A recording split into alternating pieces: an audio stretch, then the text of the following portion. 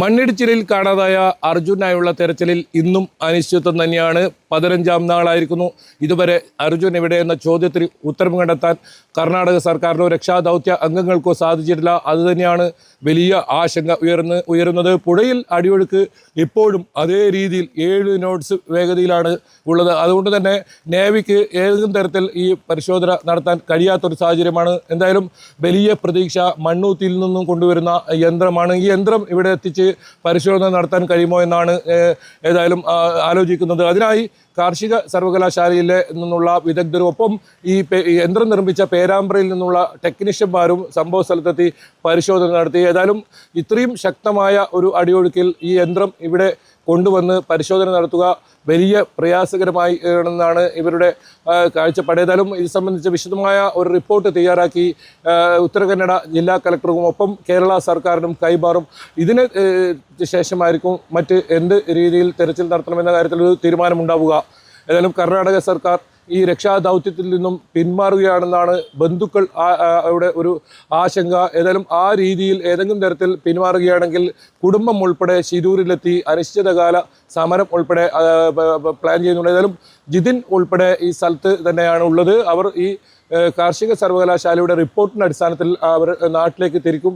അതിനുശേഷം പുഴയിലെ ഇത്തരത്തിൽ അടിയൊഴുക്ക് കുറയുകയാണെങ്കിൽ പിന്നീട് ഇവിടെ എത്താൻ ആണ് ആലോചിക്കുന്നത്. എന്തായാലും നിലവിലെ സാഹചര്യത്തിൽ ഈ പുഴയിൽ തിരച്ചിൽ നടത്തുക അസാധ്യമെന്ന് വേണം പറയാൻ. അത്രത്തോളം വലിയ അടിയൊഴുക്കാണ്. മാത്രമല്ല കാലാവസ്ഥയും പ്രതികൂലമാണ്. ശക്തമായ മഴയാണ്. ശക്തമായ മഴയൊപ്പം വീശിയടിക്കുന്ന കാറ്റും പ്രതികൂല കാലാവസ്ഥയിൽ തിരച്ചിൽ മുന്നോട്ട് കൊണ്ടുപോകാൻ കഴിയാത്ത ഒരു സാഹചര്യം തന്നെയാണുള്ളത്. നേവി സംഘം ഇവിടെ നിന്നും മടങ്ങിയിട്ടുണ്ട്. പക്ഷേ കാർവാറാണ്, തൊട്ടടുത്താണ്. ഏത് സമയത്ത് വിളിച്ചാലും നേവി സംഘം ഈ പ്രദേശത്ത് എത്തുമെന്ന ഉറപ്പ് നൽകിയിട്ടുണ്ട്. സൈന്യം തെരച്ചിൽ നിർത്തിയിട്ടുണ്ട്. കാരണം കരയിലുള്ള തെരച്ചിൽ നേരത്തെ തന്നെ സൈന്യം പൂർത്തിയാക്കിയിരുന്നു. അതുകൊണ്ട് തന്നെ ഇനി സൈന്യത്തിന് ഇവിടെ ഇത്തരത്തിൽ തെരച്ചിൽ നടത്താനുള്ള ഒരു സാധ്യതയില്ല. അതുകൊണ്ട് തന്നെയാണ് സൈന്യവും പിന്മാറിയത്. ഏതായാലും രക്ഷാപ്രവർത്തനം പൂർണ്ണമായും നിലച്ച ഒരു സാഹചര്യമാണ് ശിരൂരിൽ ഉള്ളത്. വരും ദിവസങ്ങളിൽ മഴ കുറയുകയാണെങ്കിൽ ഈ രക്ഷാദൗത്യം വീണ്ടും പുനരാരംഭിക്കാനുള്ള ഒരു ആലോചനയിൽ തന്നെയാണ് കർണാടക സർക്കാർ ഉള്ളതെന്ന് മനസ്സിലാക്കാൻ സാധിക്കുന്നത്. ജനപ്രതിനിധികളെല്ലാം തന്നെ കേരളത്തിൽ നിന്നുള്ളവർ മടങ്ങിയിട്ടുണ്ട്.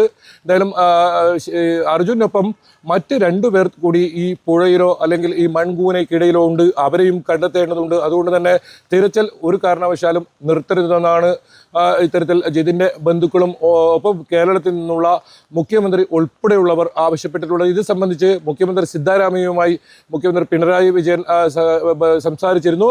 ഏതായാലും തിരച്ചിൽ തുടരുമെന്ന് തന്നെയാണ് കർണാടക വ്യക്തമാക്കിയിരിക്കുന്നത്. അതേസമയം എപ്പോൾ തുടരാകുമെന്ന കാര്യത്തിൽ അനിശ്ചിതത്വമുണ്ട്. കാരണം ഇനി വരുന്ന 20 ദിവസം കൂടി ഇത്തരത്തിൽ ശക്തമായ മഴ ഈ ശിരൂരിലും പരിസര പ്രദേശങ്ങളിലും ഉണ്ടാകും. അങ്ങനെയാണെങ്കിൽ ഈ ദൗത്യം നീളാനാണ് സാധ്യത. അർജുൻ ഇനി ആ ക്യാബിനകത്തുണ്ടോ, അതല്ല ഈ മൺകൂനയിൽ തൊട്ടടുത്തായി വലിയ തോതിലുള്ള മൺകൂന രൂപപ്പെട്ടിട്ടുണ്ട്. ഇനി അതിനകത്താണോ, ഇതൊക്കെ കണ്ടുപിടിക്കേണ്ടതുണ്ട്. അതിനായി ഇനി കാലാവസ്ഥ അനുകൂലമാകുന്നതുവരെ കാത്തിരിക്കേണ്ടി വരും.